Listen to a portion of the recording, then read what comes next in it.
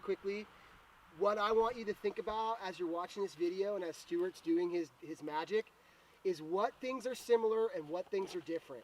That's really the decision point. Now, what thing you're talking about matters. Is it color, is it structure, is it texture? But where are things comparable to each other, and where do they change where they're different enough for you to say that there's been a change in the horizonation or the properties? And as someone told me once, you want more than 5 but less than 8 horizons. So Right. that's not really true though. That's just a field thing. And like I said, you're going to hear this one from Stuart and me all the time is get in there, make a call, and have a reason, right? Whatever call you make, have a reason for it, and then be willing to discuss that with someone in a meaningful way as to why it happened. Do it.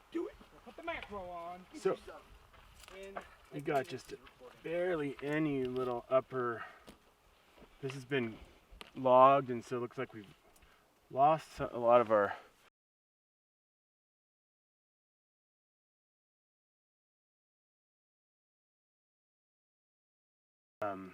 you know, like Garrett was saying, what's the same and what is different, you know? So the first real clear thing I'm seeing here is the structure, potential structure difference here. So we'll mark that off. And I brought this thing here. All right, then sometimes I'll take a look back. Another thing you can do is break little bits off in your hand. There's some cool hyphae.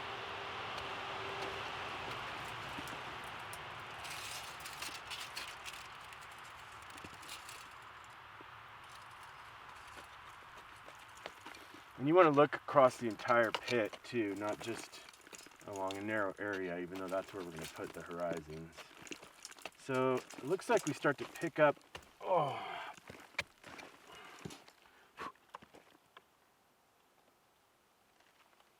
can see these channels in here. So we'll make the next call right around there. Okay.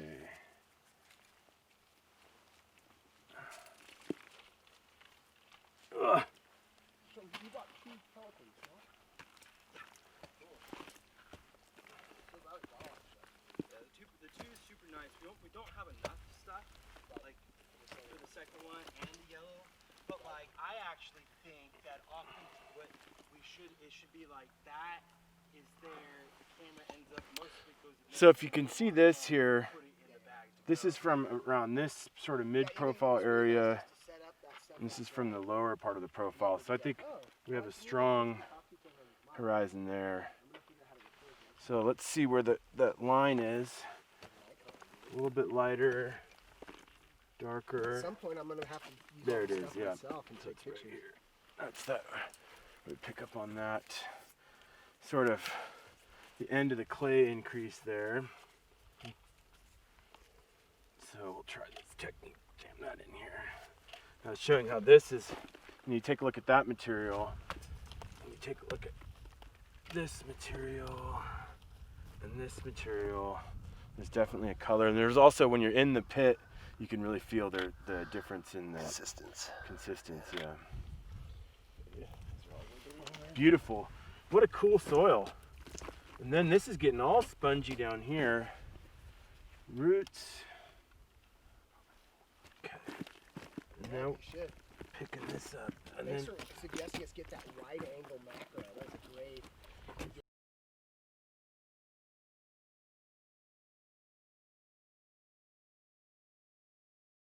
Cameras. Garrett, you're calling an O on this, right? Even though Yeah, oh yeah, that's definitely, I mean, Yeah. there's still some in there. yeah. Like you said, you called it very nicely. This, you know, when we got here, we started discussing the idea that this location's probably been harvested, you know, 4 or 5 times across a range of technologies. You know, original logging, which was very disruptive. There might have been another, you know, 10, 12 inches of really nice dark A-horizon material at this site before they started steam donkeying logs around and dragging stuff around on the surface. They weren't picking the things up. They were dropping them on the ground and dragging them, often with a winch and a cable system, great distances across the forest floor, creating considerable disturbance across the landscape. Then probably the next cut, they might not have cut in here for, 50, 60, 70, 80 years, and then they started cutting again in the 40s and 50s on second growth. They came in and cut again in the 80s, and just were kind of high grading and cutting what they could. And then the landscape, the way it looks now, is a couple years old, and this is part of a shaded fuel break project that Sierra Pacific Industries has been implementing along Highway 32 here to help with fire and fuel management. So there's a variety of these thin spots across the landscape right now. I'm looking at how making this another break in here. Well, that's where, like I said, knowing the concept, that's a slash. There's intermingled horizons in there. I just lost your.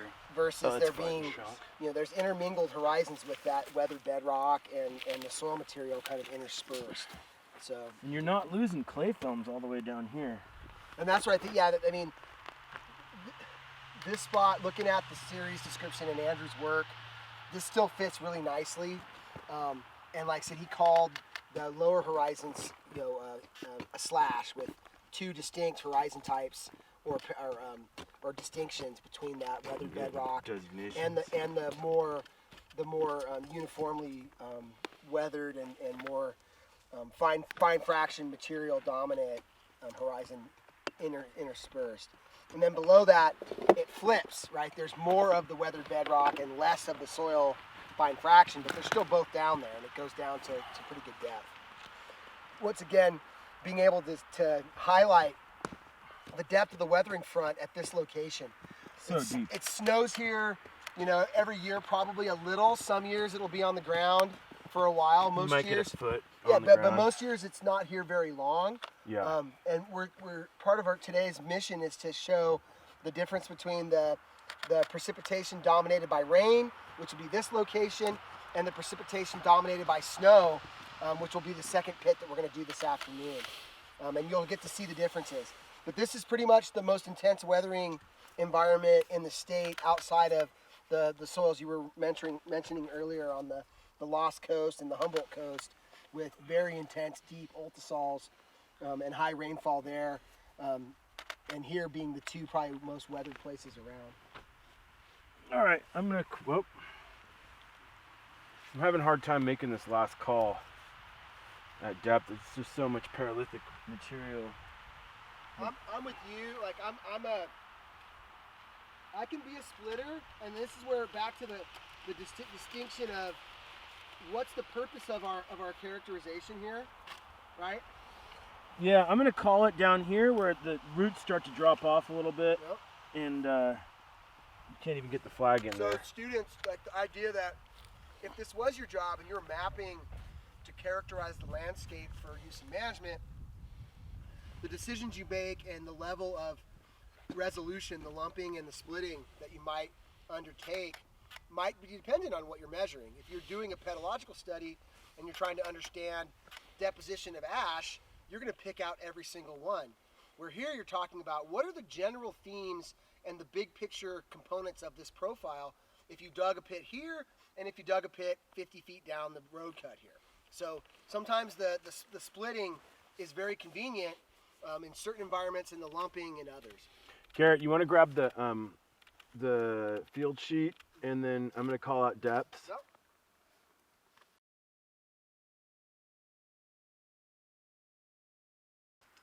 Do you go positive to 0, 0 mineral soil? 0 to 2. Oh yeah, I go positive the whole way. So Yeah. 2 to 0, or do you go 0? I go 0 to 2. Yeah. Okay, because we always I can get down with the mineral soil surface is 0.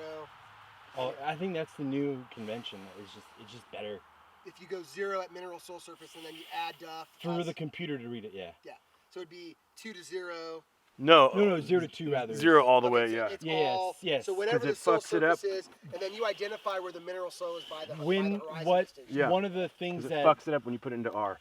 exactly that's what one of the things Dylan had to do was like go back for all those old ones and make a function to Okay. Switch them. Yeah. Add them. Okay. Yeah. So 0 to 2. Let's go 0 to 2. I'm fudging a little. That's Maybe 0 to 3, and then we'll go. Let's call it 0 to 3, and then 3 to 9. 9 to 29, 29 to 62, And then this is that big horizon that I had trouble breaking out, but we're gonna keep it. It's 62 to 120, Okay, that's fair. and it's that 20 plus. yeah. And then that's just that big Paralytic, but there's still clay films in it, you know. And so it's like, I mean, this is gonna be paleo. I mean, look at that. Look at that clay film. Yeah, that's getting into the details of like. This is from 101, dude. And there's a fat clay film in that channel. Yeah. Can Well, you hold it up to me? that's where that slash, those horizons that have, to get the focus on it. you know, the ability to have two kind of distinctive diagnostic Got it? horizons in one horizon Is it a good is one? at play here, right? This is not just A, B, C, whatever. This has horizons that have two distinct bodies within the same horizon. Right? And then Garrett, do you sample from the bottom to the top or from the top to the I always bottom? sample from the bottom up. Yeah, me too. So then you don't make a mess of the stuff above it.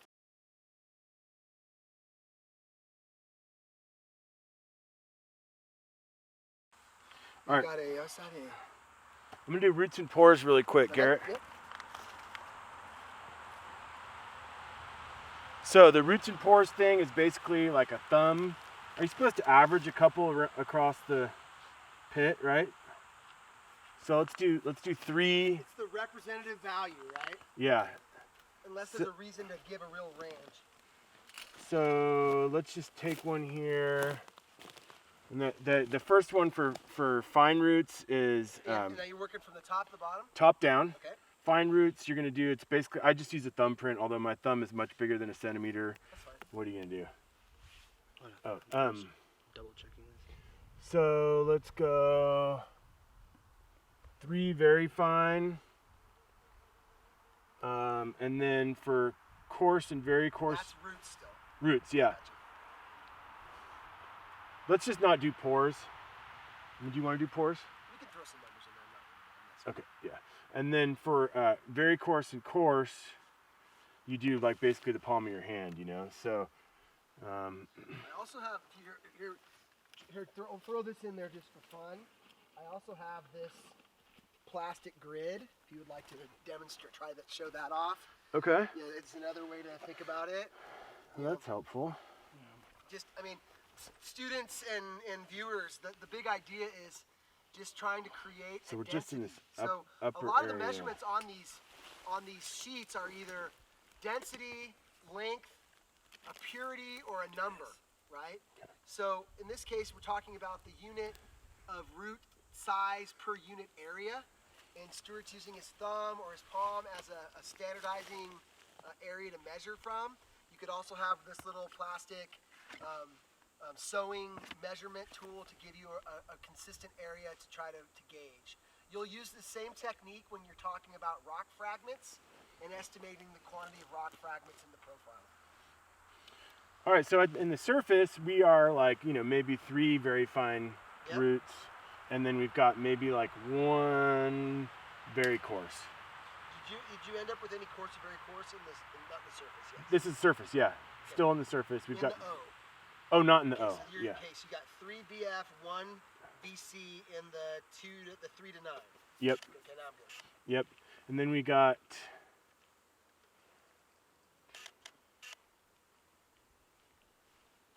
We got, let's say, 2 very fine. 2 very fine. 2 medium, 2 coarse.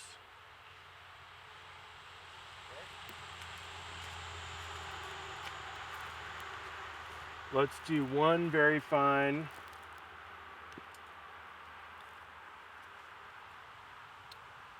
2 very coarse.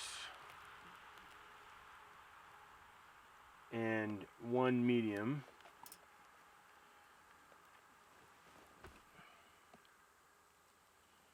Then let's go 1 fine, 2 very coarse, 1 medium, and then 1 coarse in the very bottom one. Okay. We good? Yep, I got 5 observations from 5 horizons. Okay.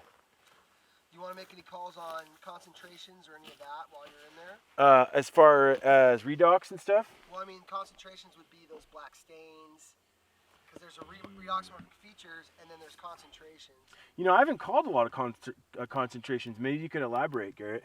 Okay, well, I mean, you know, there's two columns on the sheet. One is for the redoxamorphic features, which, you know, maybe at certain times of the year we might be able to see some. If we looked really closely on root channels and pores, there might be some redox features in here when it's raining a lot and these soils are saturated.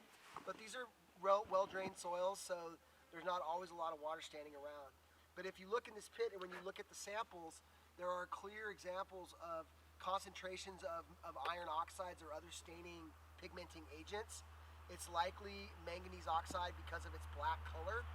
Other oxides have different colors, especially in the iron and aluminum oxides, goethite, gibbsite, and their polymorphs of those minerals. But so in this case, there's clear evidence in the pit of these dark stains that are on rock surfaces, They're on fragments, these paralytic features, on the paralytic components. So for whatever reason, those ions have been concentrating over time on those surfaces, creating these black stains. Okay. And then in the break in audio, that'll be a great spot to show some of those fragments with the staining on them in that discussion. So I'm going to call none Yep. above whatever it was, 61. Okay. And then in that horizon from 61 to 120 or whatever it was, Yep. I'm going to call, just looking at the whole profile, Yep. I'm going to call 20, no, No. 10%. You think it's that many? I'll look too, but I'll go with the 10. No. I'll go 7. I'll go 7 Let's to go, 10. let's go 5. I think that's fair. I mean, it's clumps. You know, it's not everywhere. It's not a band. It's not, you know. So Yeah. 5% 5%, size. what is it, And coarse or? yeah, it's got to be because it's on the same size as the roots and pores, right? And there's some in there that are dime size or larger. So Let me see real quick. dropping a dime. Ped and void surface features. I think it's in the back.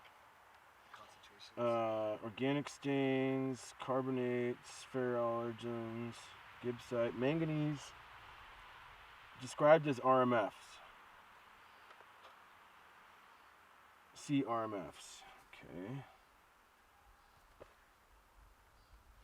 RMFs. Residual mineral fraction or Masses. this is good looking new Thank you. clipboard here, Stuart. So common. Yep. 10YR21. Something like that. Yeah. And yeah, I think that's it, right? Cool. I mean, just so back to the discussion, students and viewers. I'll call students, viewers, fellow soil enthusiasts.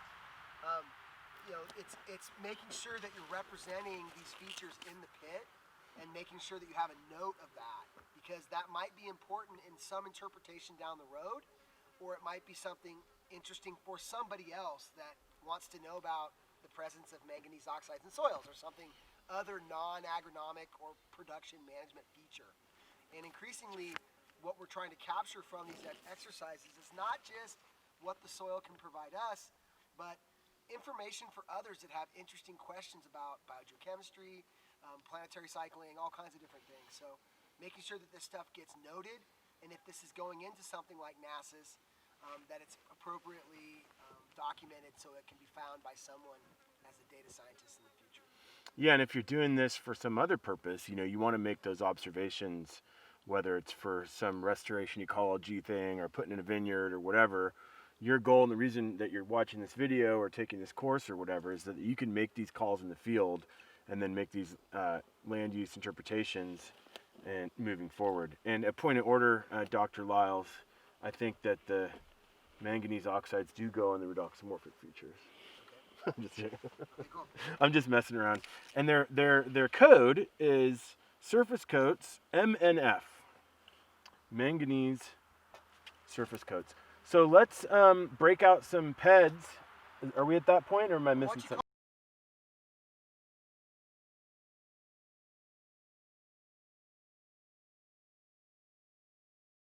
Okay, so the boundary, typically for an O horizon boundary, I'm gonna always call that a smooth, clear smooth, right? Yep. Because it's, you know where that boundary is relatively. And then for the next one, which is kind of this structure boundary, we go from this sort of fine subangular blocky or maybe granular structure into like a more medium subangular blocky. I'm going to call that, so let's see, what is the criteria? For clear, the transitional thickness is 2 to 5 centimeters across the profile. I'm going to call that clear. I think there's a really distinct line for this sort of more granular type structure. So we'll call that clear. And wavy, basically for wavy, it's the amplitude is less than the width. Yeah, what is that? The period? Yeah, the amplitude is less than the period, right? Back from trig. Yeah. And so I'm going to call that wavy. Clear wavy. Clear wavy, yeah. So, and that's looking at this line here. It's sort of a clear wavy line. So Can you show that line again?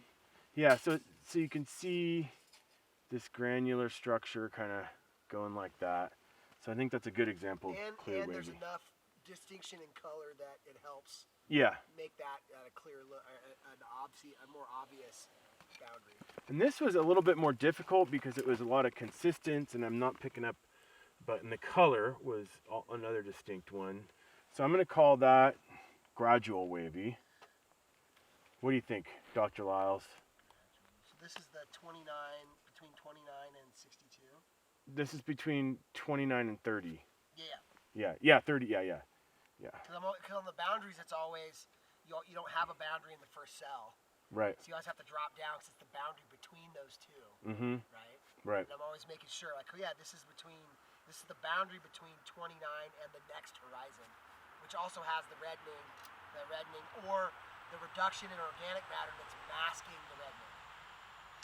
And then the next one is another gradual wavy, right? And so that's where we're kind of losing this, enriched with clay and a lot of clay films. Or is this where you would want to use that broken or one of the other ones? Because I think we're good. So this is from 62 to 120. Right.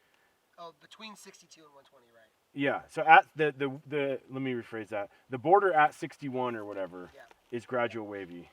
Then the next one is a call. I was going to call it diffuse wavy or something, Like I said, my only question is that I guess that gets into that's in the horizonation, never mind.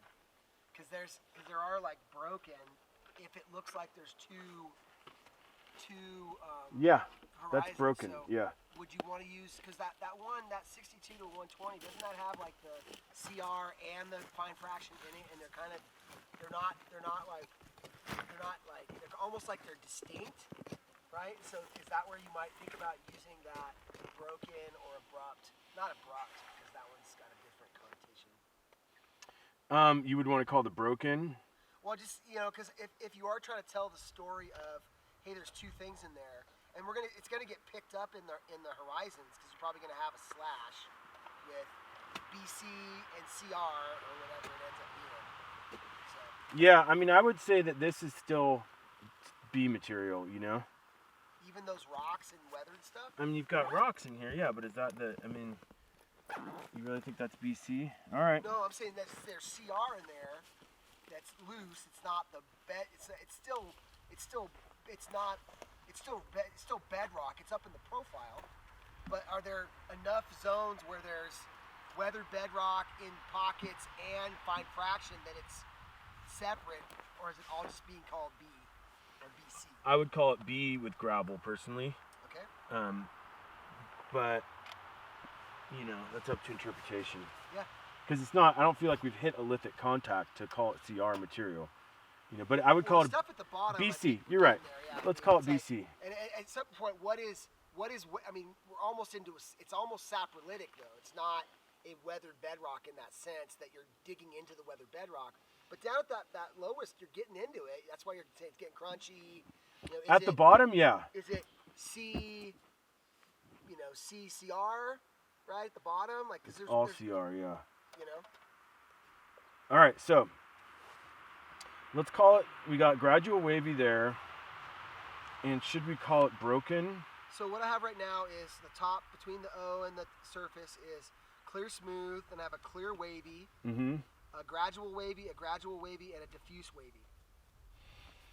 Yeah, I just don't know about calling it a broken. That's fine.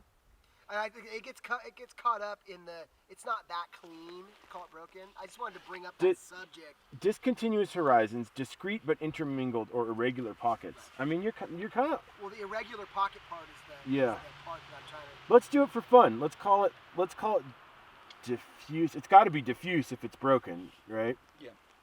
So diffuse broken. Okay. And then that's where in that horizonation, you would have two horizon designations in there to make sure that they understand that it's CR and BC or CB or something like that. It's an integrated horizon. Okay. All right. Cool. And then what else? What other pit things do we? We could do rock fragments. Yep. If you want to do structure before we sample.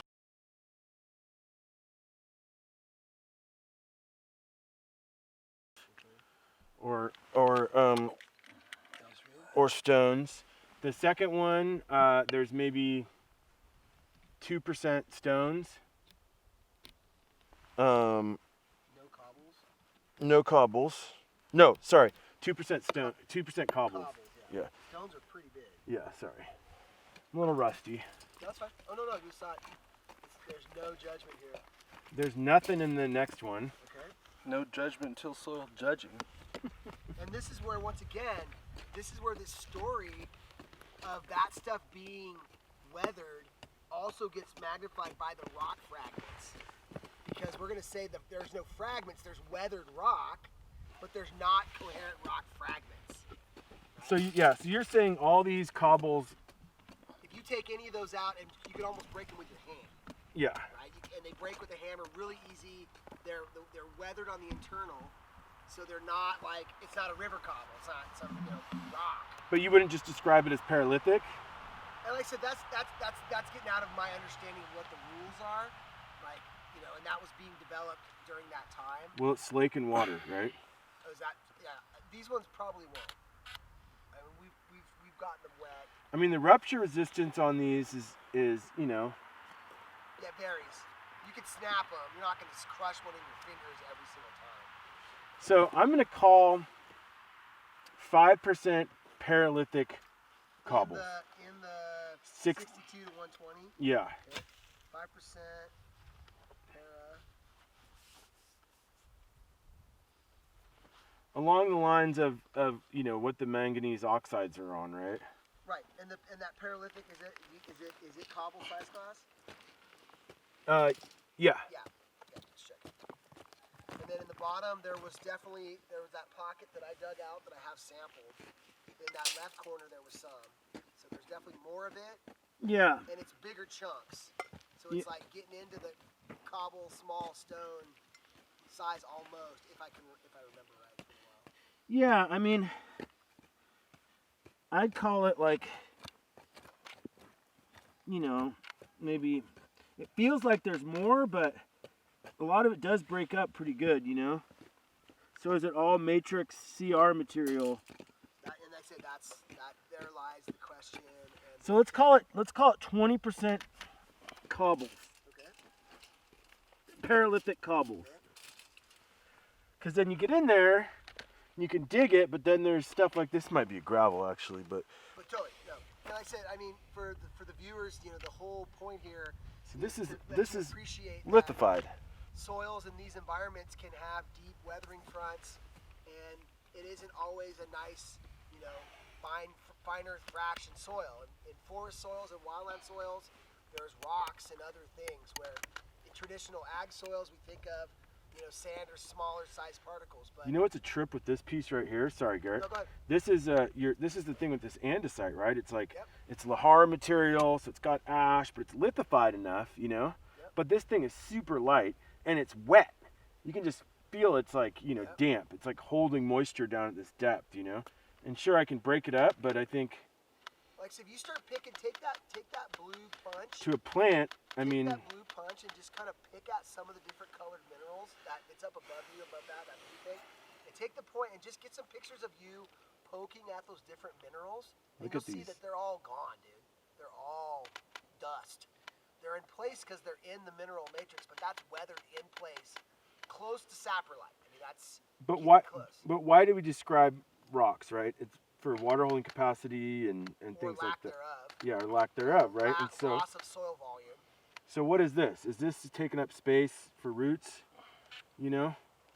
Yeah, I mean, that's where, I mean, if in the field characterization, we can wave our hands, but it's got to be playing an important role in these forests being fairly productive, even though it doesn't rain for 6-7 months here in California, and daytime high temperatures in the summer can be into the low 90s here, even at a couple thousand feet elevation. So that weathered material, if you call it Paralytic, weathered CR, whatever nomenclature you want to use, is providing a important reservoir of water. Very similar in concept to the work that's come out of the critical zone, the Southern Sierra critical zone, and how they've better understood how deep fractured bedrock can support large conifers deep into the summer with considerable transpirational demands, trees that actually transpire quite a bit of water that can continue to remain productive during the season because of that deep fractured rock reservoir. And then back to Corona Fire. Back to the beach hall. Yeah, so let's fill the sucker up, man. Get in there and get a whole bunch of it. Yeah, I'm gonna do texture or structure. Like I said, if you just try out that scoop and just fill it. And Oh put the yeah, I scoop- was. Scoop sideways and Yeah. just fill that thing up. My bad. I And was then, totally using it. Like I said, if you get a big chunk of that stuff, then we can get the structures either out of the pit, or you can we can grab some out of here if we get them out of there. I'm gonna go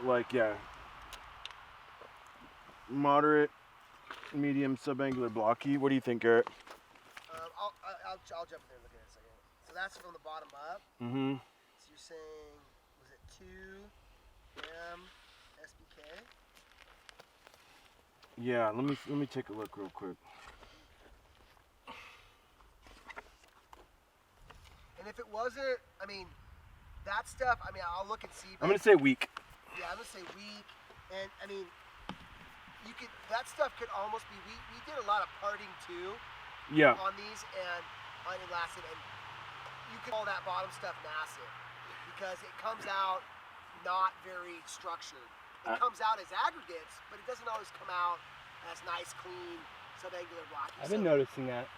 Like it goes like single grain or something, then SBK, I think it's pretty good then structure. MA Yeah. at the last two.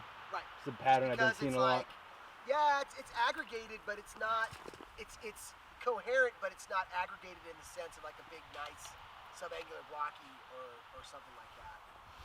All right, so we're gonna go. So yeah, we're gonna go on that bottom one, medium, parting to fine, SBK. Okay, so one medium, fine, fine, Yeah, and then we're gonna go coarse. We're gonna go weak, coarse, SBK. The next. The one above it? Yeah. Okay, so one coarse SBK. And these things are, they've got some decent structure, but they fall apart pretty well. So I'm gonna call those weak. Then the next one, oh man, you can see some of the structure in the pit. So I'm a huge fan of the upward angle shank instead of for the aggregates. I'm a big fan of like coming up from the angle and trying to like do the poke and pop and see what falls out. It just seems, instead of wedging it down, it's like what wants to come out of the pit face. So I kind of do the upstroke and hit it kind of from an angle and then twist it as it's coming out to see what pops out. That seems to work for me. Yeah, I love it. That's a great idea because then as you can see the cracks and then you can kind of observe them in place. That's what I'm going for. I'm trying to find places where I think it's going to pop off. Sometimes I'll go super deep, like a low angle, and wedge. Not the blue thing, maybe not so much, but just that idea of like hitting it hard and seeing what falls out, right? Like take a big chunk out and see what happens. Yeah, so I'm going to say this is 2M SBK. Okay. So, And I can't stress enough. I mean, this was just me being ingrained in my mind by working with Andrew and my own thoughts. But like each one of these measurements, you're not tweaking them to tell a story, but they are supporting the story that you're developing about this profile. yep. Right? And that's where like these, and this is for the listeners again, these structure calls are really important because they're helping you understand Look at the hyphae. soil process, like what's actually happening. And the variation in aggregation is related to those really important input, output, transformation, and translocation kind of black box model ideas that we'll talk about later in the semester. Can you shift over like one, like on almost on the like the left side of that yellow bar a little bit? Yeah, that's perfect. Now I can see you both talking.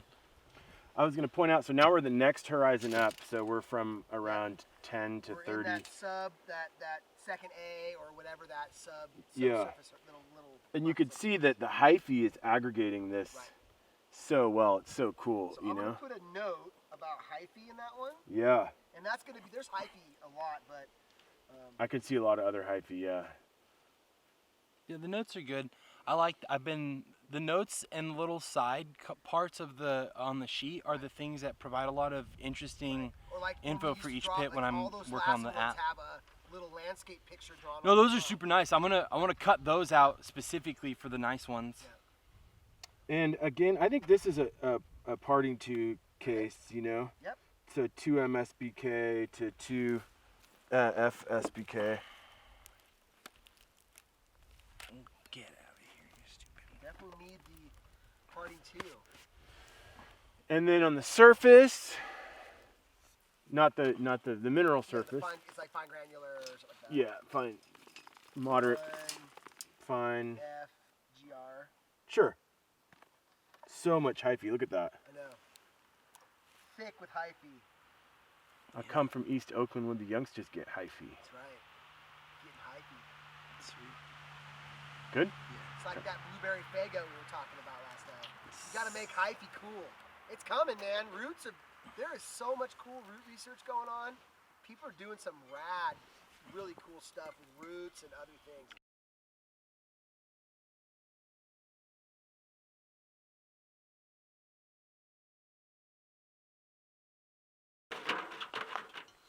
Look at that, dude. Look at that. Yeah, now I'm starting to see Look your at that. Look at that. What's structure. that? What's this thing? What's this yellow? That is saprolite.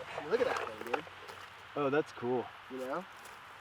If I Some had other my epoxy yet, inclusion. I would just dip.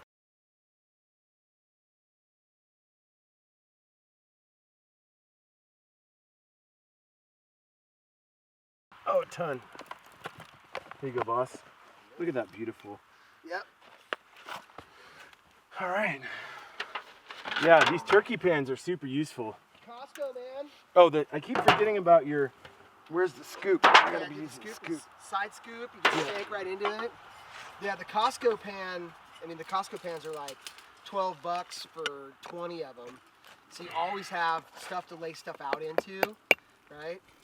And if you need to send someone home with a present, you just fucking roll it up like a taco and here you go. Here's your container. You know, I moved on to this.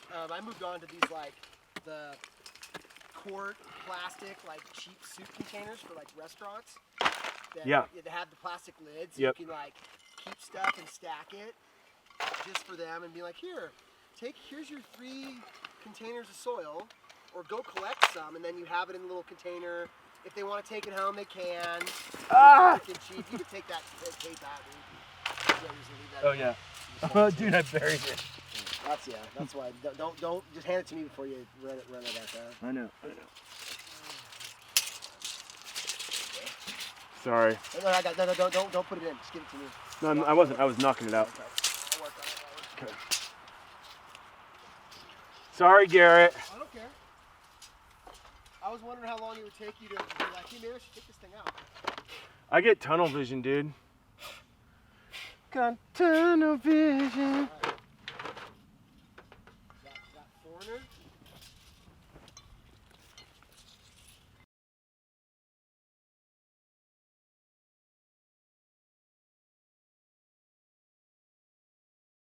Getting this one. I just want to bring this into the frame. Big shout out to, this is where we got to start thinking about our sponsors. It's just your head. Yeah, right we got to now? start thinking about our sponsors and stuff. So, big shout out to Munsell Color Book, and in this case, the kick down from Tad Doan at UC Davis. The Mighty UCD had enough extra color books that they helped subsidize the pedology efforts at Chico State. Thanks, Tad. Soil judging team also. Yeah. He kicked us down a bunch of ones. Like, oh, we don't use these anymore. Yeah. I got a lot of stuff from Ted. Tad's a G, dude. Tad's the man. Okay, what happens? What is next? Whatever it's gonna be. Let's do it. Colors. I am a nightwear walking, psychopath talking. Dude, talk about OGs. Ice-T. Ice-T is the OG. Original gangsta. Original gangsta. That's all right. Okay, I'm gonna look at here real quick too. All right. How do we want to do it? We got all day. I mean,